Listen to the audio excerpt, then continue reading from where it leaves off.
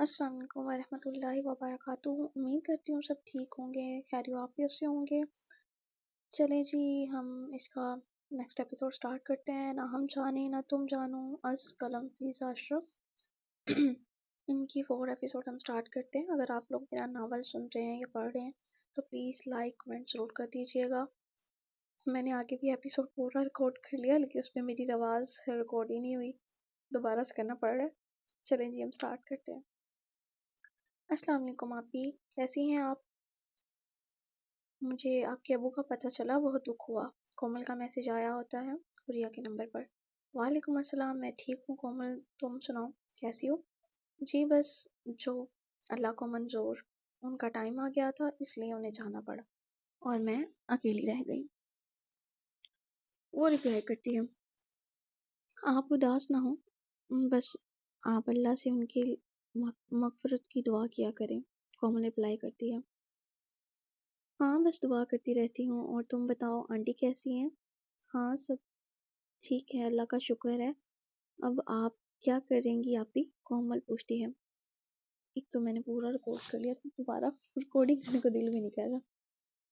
کچھ نہیں، بس اب جاب ڈھونڈنی ہے، میں اپنا اور اپنی امی کا خرچہ خود اٹھانا چاہتی ہوں، کسی کے اوپر بوجھ نہیں بننا چاہتی۔ حریہ کہتی ہے، آپی میں آپ کو ایک مشورہ دوں اگر آپ مائنڈ نہ کریں تو؟ کومل کہتی ہے، ہاں کومل بتاؤ۔ آپی میرے بھائی کا آفس ہے یہاں اسلام آباد میں، اگر آپ چاہیں تو ان کے آفس میں اگر آپ چاہیں تو میں ان سے بات کر آپ کے جاب کے بارے میں، ہو سکتا ہے آپ کو جاب مل جائے۔ ہاں ٹھیک ہے کومل، تم پتہ کر کے مجھے بتانا، اگر ایسا ہو جائے تو میں تمہاری شکر گزار ہوں گی۔ ہم لوگ کل تایا کے گھر شفٹ ہو رہے ہیں، میں تمہاری کال کا ویٹ کروں گی۔ جی جی آپی، میں آپ کو جلد ہی خوشی کی خبر سناؤں گی۔ ہاں ٹھیک ہے، میں ویٹ کروں گی۔ اوکے اللہ حافظ، پھر بات ہوگی۔ جی ٹھیک ہے، اللہ حافظ۔ اگر بھائی اسے جاب دے دیں تو اس طرح حریہ اور بھائی کی ملاقات بھی ہو جائے گی، اور شاید بہت جلد وہ میری بھابھی بن جائے۔ بس اللہ جی بھائی کو وہ پسند آ جائے۔ کومل دل ہی دل میں سوچتی ہے۔ آری کیسے ہو؟ نمرا آریان کو کال پہ کہتی ہے، میں ٹھیک ہوں سویٹ ہارٹ، تم بتاؤ کیسی ہو؟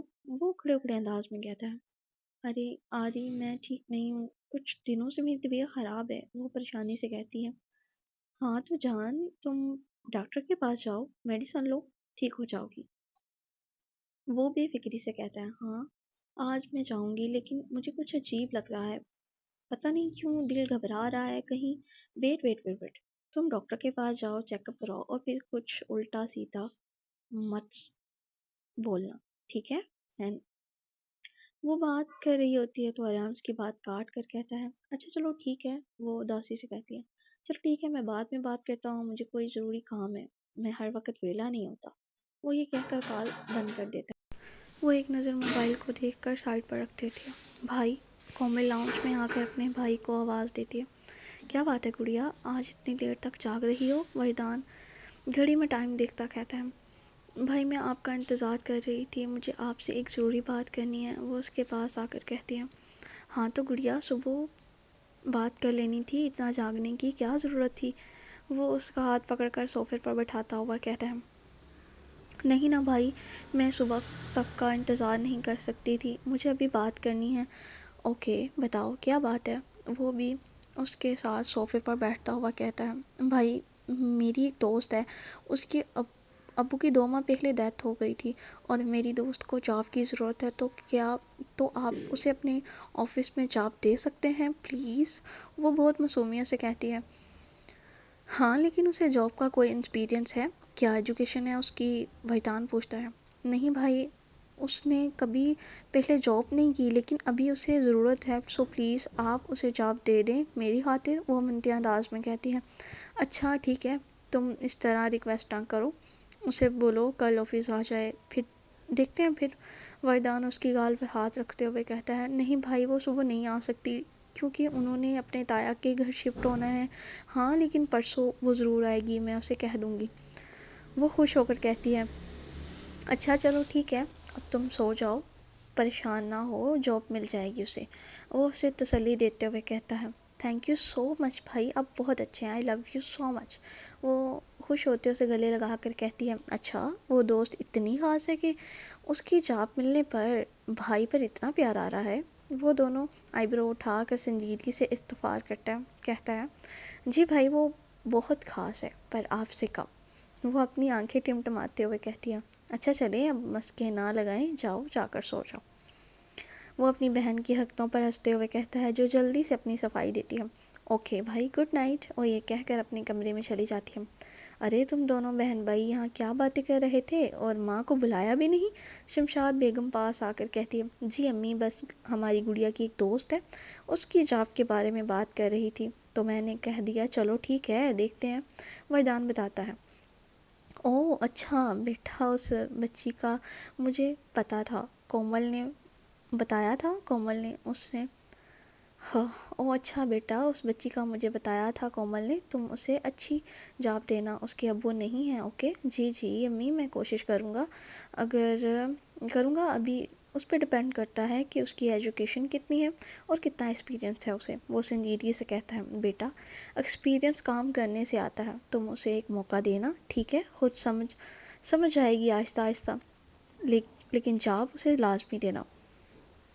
وہ اس کے کندھے پر ہاتھ رکھتے ہوئے کہتی ہے امی آپ بھی اسے جانتی ہیں پر میں نے پہلے تو کبھی نہیں سنا آپ دونوں کے منہ سے کسی لڑکی کا ذکر, پھر اچانک سے یہ کہاں سے نمودار ہو گئی جس کے لیے آپ دونوں ماں بیٹی اتنی پوزیسو ہو رہی ہیں. وہ تشویشی انداز میں کہتا ہے ہاں بیٹا کبھی تمہارے سامنے ذکر نہیں کیا لیکن ہم اسے اچھے طریقے سے جانتے ہیں. وہ کومل کی بہت اچھی دوست ہے. جب ہم واجد کی بارات پر گئے تھے نہ تو وہاں ملاقات ہوئی تھی. اس کی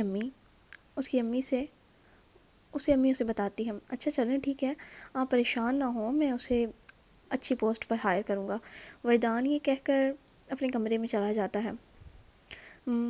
بھابھی کچھ دن اور رہ لیتی, اتنی جلدی جانے کی کیا ضرورت ہے؟ رضیہ بیگم نسیم سے کہتی ہے نہیں رضیہ اب ہمیں جانا ہوگا, ویسے بھی ارشد بھائی نے ہمیں بلوایا ہے. نسیم بی بی کہتی ہے لیکن بھابھی وہ کون سا ہمارا سگا ہے, وہ ہمارے باپ کی دوسری بیوی کی اولاد ہے, پتہ نہیں کیسا سلوک کرے گا آپ لوگوں کے ساتھ. وہ پریشانی سے کہتی ہیں کچھ نہیں ہوگا, ہمیں اللہ ہے ہمارے ساتھ, تم پریشان نہ ہو. اور ویسے بھی ارشد بھائی نے ہمیشہ ہمارا ساتھ دیا ہے اور اشرف کے ساتھ بہت اٹیچ تھے, مجھے نہیں لگتا کہ وہ ہمیں اذیت دیں گے. نسیم اسے تسلی دیتی ہے چلو بھابھی جیسے آپ کو بہتر لگے, میرا تو ایک ہی بھائی تھا وہ تو چلا گیا, اور ارشد کو میں کبھی اپنا بھائی نہیں مانوں گی جس کی ماں کی وجہ سے ہمارے باپ نے ہمیں بچپن میں ہی چھوڑ دیا. وہ شکوہ کرتے کہتی ہے پھپھو پرانی باتوں کو بھول جائیں, اب صرف آگے کا سوچیں, اور ویسے بھی وہ میرے تایا ہیں, انہوں نے کبھی بھی مجھے ایمان اور تانیہ سے الگ نہیں سمجھا, طیبہ سے الگ نہیں سمجھا. حوریہ کہتی ہے چلو ٹھیک ہے جیسے تم لوگوں کو بہتر لگے, اپنا خیال رکھنا, اور اگر ہم سے کوئی غلطی ہو گئی ہو تو معاف کر دینا. وہ حوریہ کو گلے لگاتے روتے ہوئے کہتی ہیں نہیں پھپھو کیسی باتیں کر رہی ہیں, آپ لوگوں کا بہت احسان ہے ہم پر, ہم لوگ آپ کے احسان مند ہیں کہ آپ لوگوں نے ہمیں 2 ماہ یہاں رہنے دیا, بہت بہت شکریہ آپ سب کا. وہ یاسر کی طرف دیکھ کر کہتی ہے اچھا چلو یاسر تم انہیں چھوڑ آؤ. رضیہ اپنے بیٹے سے کہتی ہے نہیں پھپھو اس کی ضرورت نہیں ہے, ہم چلے جائیں گے. حوریہ اپنا بیگ پکڑتے ہوئے کہتی ہے نہیں چلو میں تمہیں چھوڑ آتا ہوں, لاؤ 2 بیگ. یاسر پاس آ کر کہتا ہے نہیں یاسر بھائی میں آپ کا مزید کوئی احسان نہیں لینا چاہتی, ہم چلے جائیں گے. چلے امی. وہ اپنی امی کی طرف دیکھتے ہوئے کہتی ہیں اللہ حافظ پھپھو. پھر وہ گھر سے باہر نکل جاتی ہیں. امی میں سرکاری ہسپتال جا رہی ہوں, آپ کی طبیعت ٹھیک نہیں ہے اس لیے میں اکیلے چلی جاتی ہوں, مجھے کچھ دنوں سے بخار ہے تو چکر لگا لیتی ہوں, اور آپ کے لیے بھی میڈیسن لیتی آؤں گی. نمرہ اپنی امی سے کہتی ہیں ہاں چلو ٹھیک ہے بچے, واپسی آتے ہوئے سبزی لیتی آنا, میری طبیعت خراب ہے اس لیے میں نہیں جا سکتی. اس کی امی چارپائی پر لیٹتے ہوئے کہتی ہے اوکے امی میں لے آؤں گی. وہ یہ کہہ کر عبایا پہنتی اور اپنا پرس پکڑتے ہوئے باہر نکل جاتی ہے. وہ ہسپتال پہنچتی ہے تو کاؤنٹر سے لیڈی ڈاکٹر کو چیک اپ کروانے کی سلپ بنواتی ہے اور 12 نمبر کمرے میں چلی جاتی ہے۔ ڈاکٹر اس کا چیک اپ کرتی ہے تو واپس آ کر کرسی پر بیٹھ کر کچھ پیپرز پڑھ لکھتی ہے۔ نمرا ان کے سامنے کرسی پر بیٹھ جاتی ہے۔ کیا ہوا ڈاکٹر، سب خیر تو ہے؟ وہ ڈرتے ہوئے پوچھتی ہے۔ یس، سب خیر ہے۔ یو آر پریگننٹ، بہت مبارک ہو آپ کو۔ ڈاکٹر اپنی طرف سے خوشخبری دیتی ہے۔ نمرا کے سر پر جیسے پہاڑ ٹوٹ پڑتا ہے، اس کا گلا خشک ہو جاتا ہے، وہ بامشکل گلے سے تھوک نکلتی ہے۔ یہ کچھ میڈیسن ہے، یہ باقاعدگی سے کھاتی رہیے گا، اور ہاں، ہر ماہ چیک اپ کروانا نہ بھولیے گا۔ ڈاکٹر اس کے ہاتھ میں سلپ پکڑواتے ہوئے کہتی ہیں۔ وہ سلپ لیتے ہوئے کمرے سے باہر آ جاتی ہے۔ باہر آ کر کرسی پر بیٹھ کر بے آواز رونا شروع کر دیتی ہے۔ او میرے خدایا، کیا ہو گیا؟ اب کیا ہوگا؟ امی ابو کیا حل کریں گے میرا؟ وہ آنسو بہاتے ہوئے سوچتی ہے۔ وہ اپنا فون نکال کر آریان کو کال کرتی ہے۔ اس کا نمبر مسلسل بند آ رہا ہوتا ہے۔ وہ پریشان ہوتے ہوئے گھر کے لیے روانہ ہو جاتی ہے۔ گھر آ کر وہ کسی سے کچھ نہیں کہتی، بس اپنے کمرے میں بیٹھ کر روتی رہتی ہے۔ وہ بار بار آریان کے نمبر پر کال کرتی ہے، لیکن اس کا نمبر مسلسل بند آ رہا تھا۔ یا اللہ میری مدد کر، وہ روتے ہوئے آسمان کی طرف دیکھ کر کہتی ہے۔ نسیم بیگم اور اس کی بیٹی جیسے ہی ارشد صاحب کے گھر پہنچتے ہیں تو وہ لوگ بہت خوش ہوتے ہیں۔ کھانا وغیرہ کھانے کے بعد وہ انہیں اوپر والے پورشن میں لے جاتے ہیں اور کہتے ہیں کہ بھابی، آج سے یہ آپ کا گھر ہے۔ شکریہ بھائی، آپ نے ہمارا مشکل وقت میں ساتھ دیا۔ نسیم بی بی تہہ دل سے ان کا شکریہ ادا کرتی ہیں۔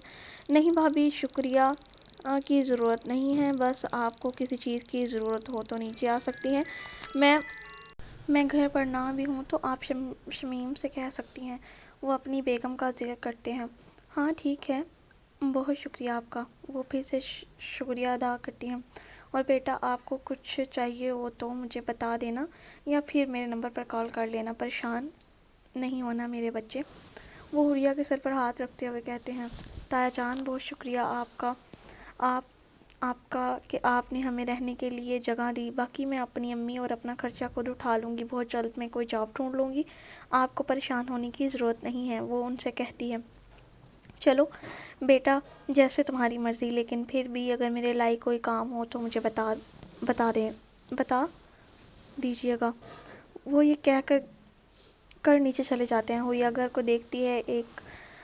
کو دیکھتی ہے جس میں ایک کمرہ اور کمرے کے باہر صحن میں ایک طرف سائڈ پر اوپن کچن بنا ہوتا ہے اور ایک سائڈ پر باتھ روم بنے ہوتے ہیں۔